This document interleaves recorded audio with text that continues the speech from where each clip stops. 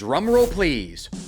My number one moment from the 2024 F1 season is Lewis Hamilton's legendary British Grand Prix win. Despite being known to many as the greatest racing driver of all time on account of his 7 F1 World Drivers' Championships and him holding the records for most F1 Constructors' Championships contributed to, most wins, most pole positions, most podium finishes, and a bunch of other stuff, Lewis Hamilton's generational career was in its worst place ever headed into the 2024 British Grand Prix at Silverstone. Ever since having a 2021 Abu Dhabi Grand Prix win and what would have been his record 8th F1 World Drivers' Championship ripped out of his hands at the last second, Lewis Hamilton would go on to not have another win as he headed to Silverstone in 2024. That's 2.5 winless seasons amounting to 56 races without a win for a driver who had never gone more than 10 races without a win through his entire career. So with the British Grand Prix being Lewis Hamilton's home race and a race that he'd won an absurd 8 times prior, the stage was set for Lewis to shock the world in front of his home fans and end his winless streak. But